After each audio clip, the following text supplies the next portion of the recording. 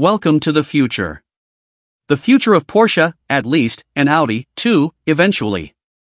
Underneath that wisp of cladding and all the black vinyl is the new, all-electric Porsche Macan, the first product built upon Volkswagen Group's premium platform electric.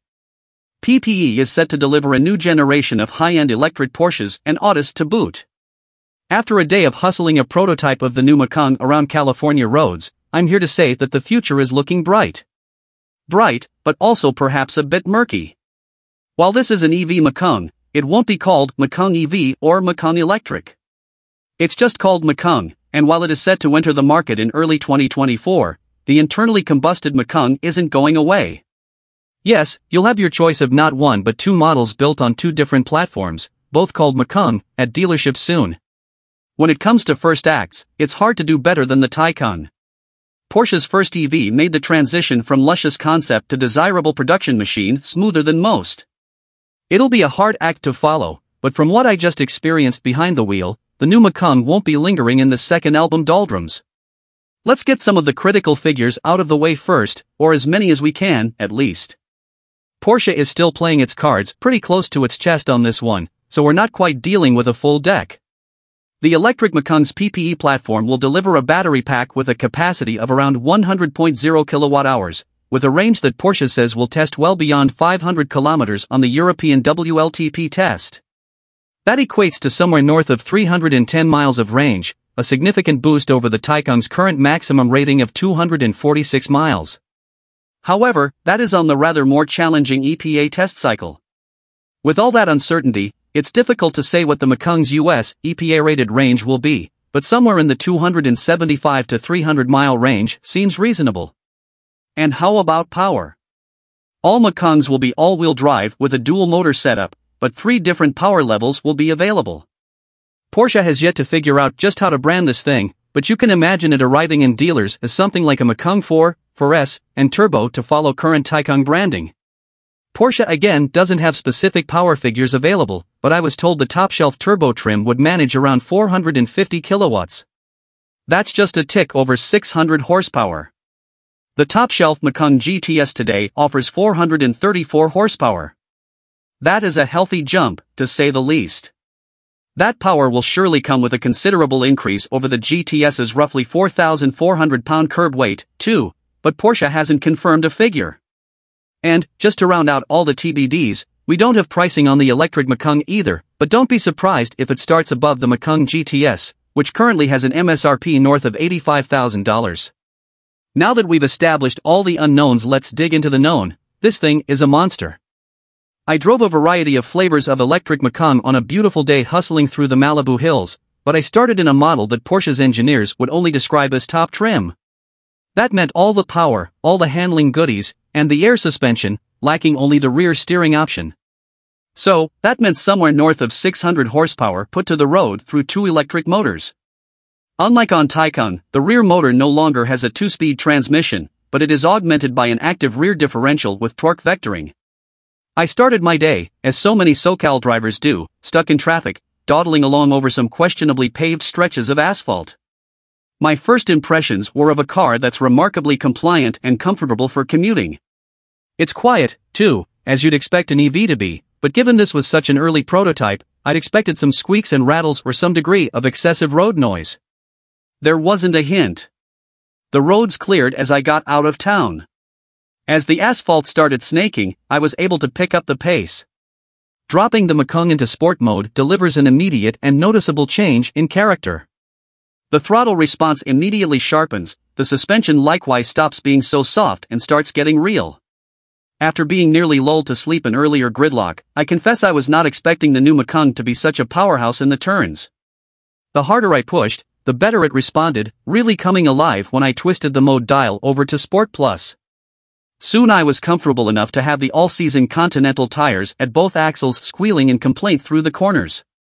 The Macan did remarkably well at managing the grip from those increasingly overtaxed tires. Yes, the Macan tended to understeer, but in the sort of safe, predictable way that makes sense for a car like this. That understeer wasn't terminal by any means. Turning the wheel a little more and adding a little throttle resulted in the nose coming around every time, that rear differential doing its magic. Oversteer was easy to provoke, and the Porsche's various stability management systems were kind enough to let me enjoy it. In hours of overly aggressive driving, tire squealing, I only felt one significant intervention. And the power? Addictive. On Sport Plus, the throttle is incredibly sharp, the kind of delivery that may cause neck injuries for passengers not receiving fair warning before you step on it. The power requires some modulation as you accelerate out of tight corners, but that rear differential does a lot of work to keep the thing moving in the right direction.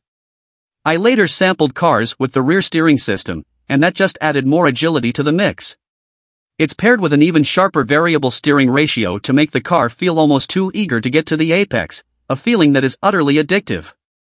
And the less powerful electric Macans?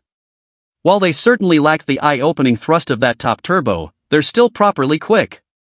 Their accelerated performance should be easily on par with any of the internally combusted Macans. The feeling across the range there is equally good when it comes to braking. The brake pedal has confidence-inspiring firmness yet still enough travel to comfortably work through traffic without complaint from backseat passengers. That feel, though, is entirely synthetic. The electric Macan uses a brake-by-wire pedal system that, behind the scenes, relies on electric regenerative braking as much as possible before seamlessly calling in some help from the physical brakes. Thanks to the Macan's 800-volt battery system, the car can pull a lot of juice from those motors during regen, meaning you'll only need the physical brakes under serious decel. If and when the brake performance is degraded due to temperature or the like, a Porsche engineer told me the pedal feel will modulate to give feedback to the driver.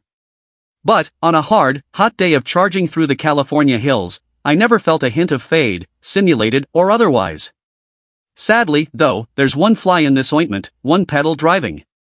Porsche is still sticking to its guns. If you want to slow down, you'll need to move your foot from accelerator to brake. I can't argue with the engineers that it may be the more efficient way to drive, but then you also can't argue that PDK transmissions are quicker and more efficient than manuals, and yet Porsche is quite proud to offer those to its sports car enthusiasts. Plenty of electric car enthusiasts prefer one-pedal driving, myself very much included, and as Porsche gets more serious about EVs, it'd be nice if the company acknowledged that. After all, adding a high regen mode is a heck of a lot simpler than adding a third pedal. Sandwiching a battery pack into the floor of an EV often raises the passenger cabin up a few inches to compensate for all those electrolytes sloshing around beneath you.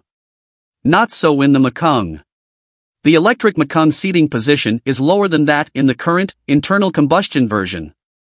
That's thanks to redesigned seats that, as far as I could tell, gave up nothing in terms of comfort or support. They're still heated and ventilated, too.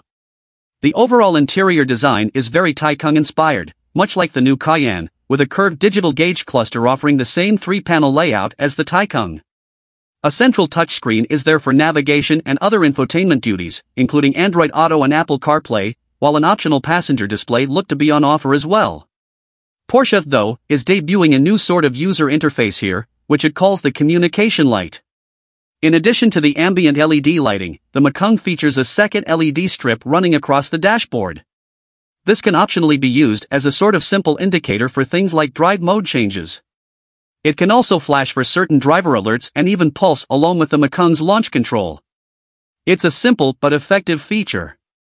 Dimensionally, I had plenty of room in the rear seat, and a pair of USB-C ports back there should keep your passengers' devices happy, too. It may be a little confusing for Porsche to offer two Macans simultaneously, but from a business standpoint that'll give the company the ability to scale production appropriately based on consumer demand.